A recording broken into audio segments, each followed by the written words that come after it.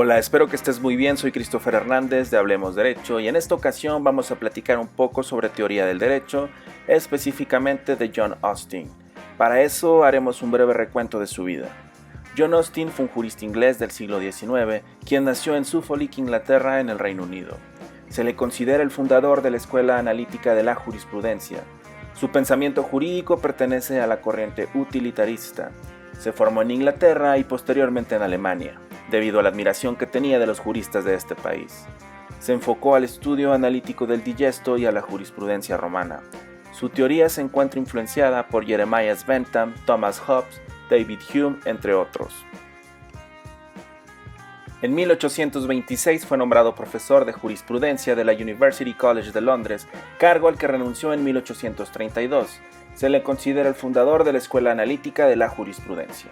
Más tarde sirvió brevemente en la Comisión de Derecho Penal. Elaboró algunos textos breves políticos, pero pocas obras vieron la luz, al parecer por una combinación de perfeccionismo y melancolía. Austin buscaba diferenciar las leyes de la moral, especialmente en su obra The Province of Jurisprudence Determined de 1832. El éxito en vida de Austin se debe en su mayoría al apoyo brindado por su esposa Sarah Taylor, sobre todo en lo moral y económico. El 1 de diciembre de 1859 murió. Después de este breve recuento de la vida de John Austin, podemos comenzar con un análisis austiniano del derecho. Así las cosas, tenemos que hay diversos tipos de leyes, por ejemplo leyes divinas y leyes científicas. Aparece la figura deseo, demanda, advertencia, que significa que en caso de que no se satisfaga, quien la formula no tendrá poder para causar daño al cual se ha dirigido. Lo anterior nos lleva a pensar a la idea o concepto de mandato, el cual implica un poder para causar daño o dolo en caso de que sea ignorado. En caso de desobediencia de un mandato, el daño que se causará se llama con frecuencia sanción o imposición de la obediencia. Tenemos que el mandato es de dos tipos. Cuando obliga generalmente a actos o a prohibiciones de una clase, el mandato es una ley. Pero cuando obliga a un acto específico o a una prohibición específica, el mandato es ocasional o particular. Es decir, hay generales y hay particulares. De lo anterior se desprende que un mandato del primer tipo es una ley y el del segundo es una orden. Para Austin, las leyes son de dos tipos, las leyes propiamente dichas y las no propiamente dichas. A su vez, las leyes no propiamente dichas las divide en dos tipos. Las leyes por analogía, es decir, los dictados de la moda, el honor, el derecho internacional, dice Austin, son normas establecidas e impuestas por mera opinión. Son leyes en cuanto a que son una especie de mandato. Por ejemplo, cuando un hombre decide quitarse el sombrero dentro de una iglesia, evitando la desaprobación de los demás. El otro tipo de ley no propiamente dicha lo son las leyes por metáfora. Por ejemplo, las que regulan el crecimiento o decadencia de los animales inferiores o los vegetales. Lo son así también las leyes que determinen los movimientos de cuerpos o masas inanimados. De lo anterior, resulta claro que tales leyes no encajan en el concepto de ley de Austin. El autor debió pensar que las leyes científicas debían formar parte de su esquema y por tanto las clasificó bajo el apartado de leyes no propiamente dichas.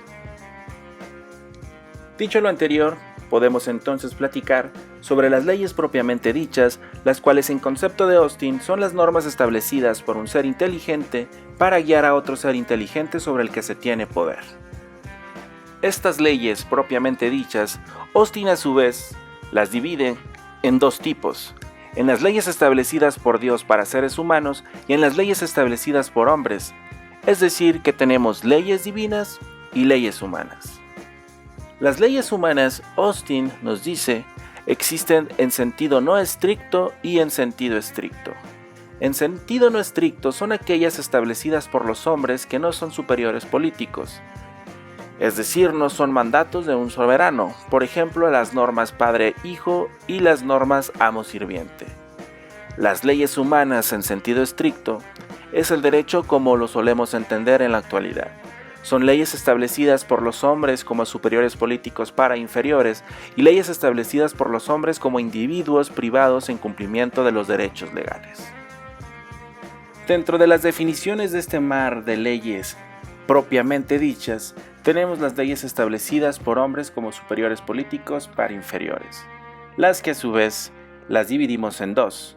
Las primeras son las leyes establecidas por sujetos que son superiores políticos subordinados, y estas se crean mediante derechos legales garantizados por los soberanos o por los estados, siendo mantenidas por autores individuales que son meros representantes de quienes la garantizan.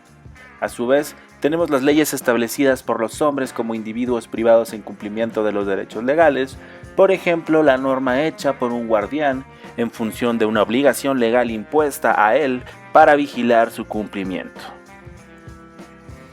Pasemos ahora a la complicación del análisis de Austin. Además de la clasificación anterior, el autor propone un segundo modo de clasificación que atraviesa el primero, el cual se divide a su vez en dos grupos: derechos positivos y moral positiva. Los derechos positivos son las leyes en sentido estricto. Las de moral positiva no están establecidas por los hombres como superiores políticos para inferiores. Por moral positiva, Austin indica lo que nosotros entenderíamos hoy día por social. Sin embargo, lo importante aquí es el concepto de Austin de leyes en sentido estricto, pues son el territorio de la teoría del derecho. Llegados a este punto de nuestra explicación, podremos haber notado que el concepto de soberanía o soberano es muy recurrente en Austin. ¿Pero qué es este concepto de soberanía? En el concepto de derecho de Austin, las leyes en sentido estricto constituyen un mandato establecido por un soberano que está respaldado por una sanción. La naturaleza de soberanía para Austin consiste en que la mayoría de una sociedad política tenga el hábito de obedecer a un superior común, por ejemplo, a un rey, una asamblea legislativa suprema, etc. Así aparece la figura de hábito de obediencia u obediencia habitual al superior común. Resaltemos que para Austin, un soberano no está sujeto a ninguna limitación legal. En su análisis de soberanía en la Constitución británica, consideró que los poderes de la corona, los lores, los comunes y el electorado forman un cuerpo soberano o supremo.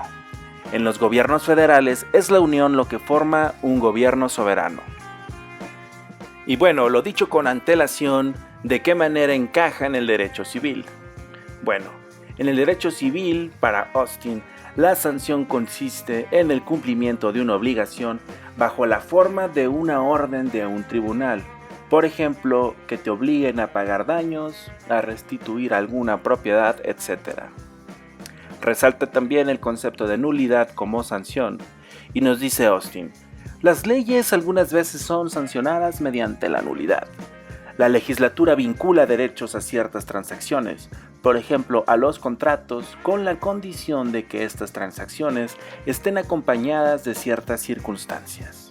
Si la condición no se cumple, la transacción carece de valor, o lo que es lo mismo, existe un derecho, pero la transacción puede ser rescindida y en efecto el derecho anulado. Tanto si la transacción es nula como anulable, la sanción puede ser aplicada directa o indirectamente. La transacción puede ser rescindida en virtud de una demanda hecha a tal efecto, o bien la nulidad puede oponerse a una demanda basada en la transacción misma. Llegamos quizás a una de las partes más importantes de la teoría de John Austin.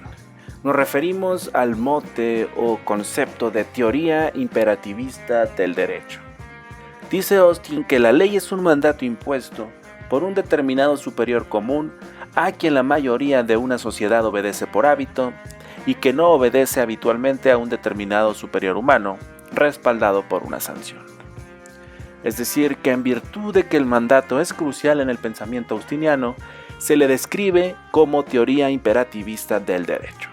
Encontramos antecedentes de esta teoría en Bentham en Fragment on Government de 1776, a su vez en Hobbes en su libro Leviatán de 1651 y un poquito antes en Baudin en Les 6 Livres de la République de 1576.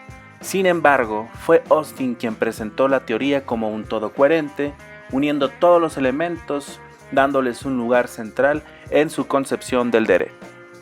Hasta este punto resulta claro que John Austin es uno de los grandes exponentes del positivismo. Para el autor, una ley es válida si es establecida por un soberano, es decir, es válida si ésta existe. Austin rechaza la noción ius naturalista, ley superior o divina. Dice Austin, la existencia de la ley es una cosa, su mérito o demérito es otra. Entonces, hablar de ley positiva en Austin se refiere a su mera existencia. Para Austin, es y debería ser, tienen que estar separados. La distinción anterior tiene antecedentes en David Hume en su Tratado de la Naturaleza Humana.